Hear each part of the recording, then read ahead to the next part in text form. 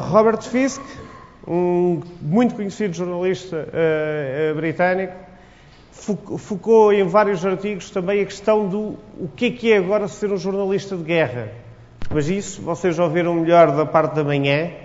Mas lembrar que o jornalista, quando está civil, quando está a trabalhar de uma forma undercover, pode ser considerado um espião e ser um dano colateral. António Salas refere muitas vezes nos seus livros o quão perto esteve de ser descoberto, o quão perto esteve de morrer. Estas preocupações que ele tem no seu dia-a-dia, e eu vou dar alguns exemplos de jornalistas infiltrados, as preocupações que ele tem no dia-a-dia são preocupações, neste caso, de vida, de manter a sua vida, embora de uma forma diferente de todos nós, mas ele mostra que preserva muito mais a sua vida do que o protagonismo. Alguns destes nomes são muito conhecidos. Os de aqui, se calhar o mais conhecido talvez seja Roberto Saviano nos últimos anos. Mas, sem dúvida, o passo fundamental que António Salas fez, a nível do jornalismo infiltrado, e ele é um exemplo entre vários. Há jornalismo infiltrado de uma semana, de 3 dias, aquele praticamente entra dentro da personagem. Junto a ele, só Günter Wohlrath, um alemão, que teve tanto tempo dentro da personagem que criou para fazer um tipo de jornalismo. Alguns dos princípios é que assim, por que razão é que alguém faz jornalismo infiltrado e faz jornalismo infiltrado da forma que António Salas faz? Ele já referiu as razões pelas quais considera faz este jornalismo, mas vários autores colocam outros, denunciar injustiças, fazer tudo. Agora, o princípio das motivações é que o jornalismo infiltrado tem que ser verdadeiro, não pode estar ao serviço de uma causa. Caso contrário, não é jornalismo. Robert Stills, que eu já tinha dito, em 95 criou uma espécie de checklist que coloco aqui no original para saber por que razão ou com que princípios éticos é que se deve usar o jornalismo de câmara oculta, ou o jornalismo de logro, como existe na versão inglesa, que é fundamentalmente a informação dali obtida só conseguiria ser obtida daquela forma. Portanto, ele considera que o jornalismo de infiltração não é, a câmara oculta não é uma coisa que se use ou que se deverá usar por qualquer razão que o jornalismo tradicional não o fizesse. Também refere que o jornalista deve ter como princípio ético na sua ação de infiltração, não deixar de cumprir os princípios básicos e legais. António Salas fala muito disso nos seus livros.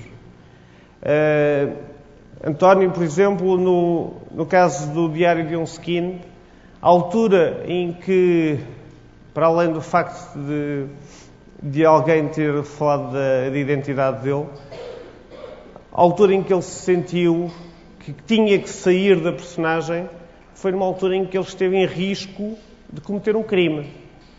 E, portanto, imaginem o dilema ético em que passa uma pessoa que está envolvida numa organização criminosa e que está quase entre a espada e a parede, que é estragar a personagem ou cometer um crime e, com esse crime, manter a personagem.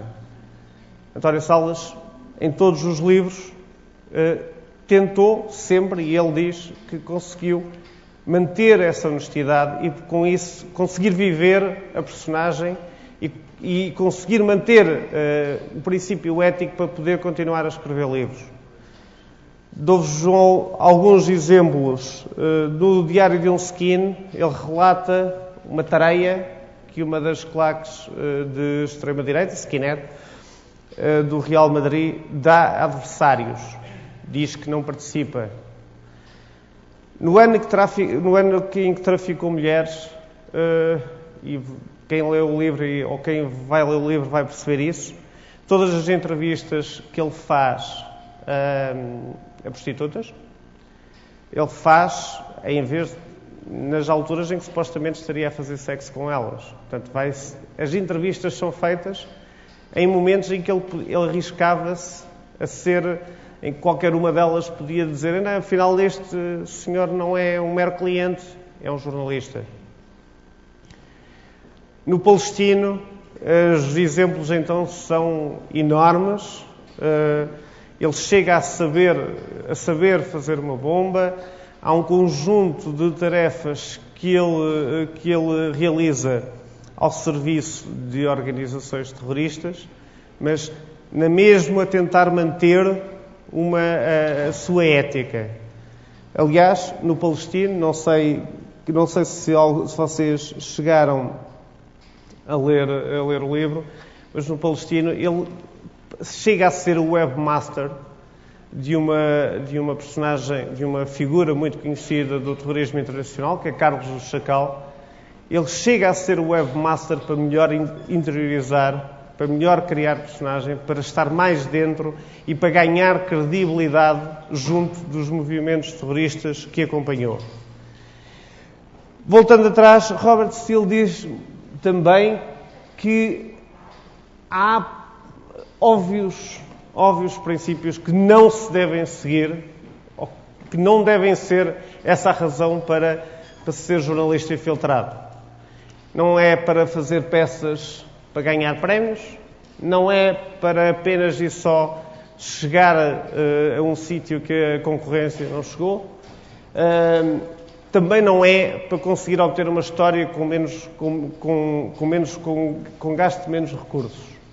E também, e eu acho que esse é um ponto muito importante, não é eu vou fazer isto de forma pouco ética porque os outros são pouco éticos ou porque os outros são maus. Não se pode. Eu acho que é um belíssimo princípio para não se fazer este tipo de jornalismo.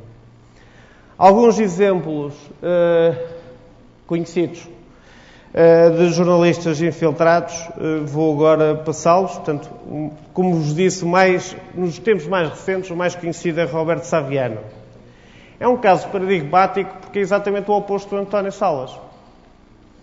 Ambos entraram em redes que preservam o silêncio, preservam não se saber o que é que eles fazem e os negócios ilegais que circulam. Um quebrou uma lei sagrada da máfia, que referiu tudo. E, ao contrário de António Salas, não conseguiu, por variedíssimas razões, manter, quer dizer, a sua identidade era conhecida.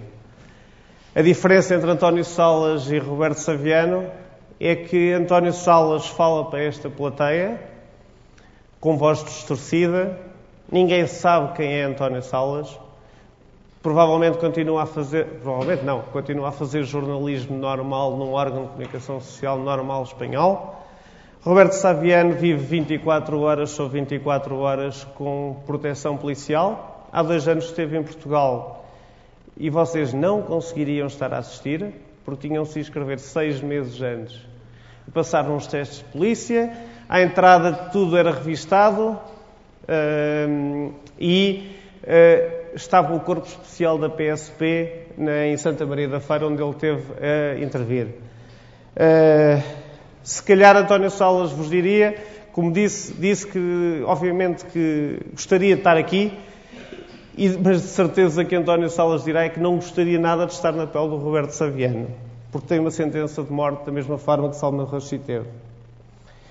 Günter Wallraff é um jornalista alemão, talvez não é dos mais antigos que fez jornalismo de investigação, mas daqueles que que mais parecenças tem no seu trabalho final com António Salas?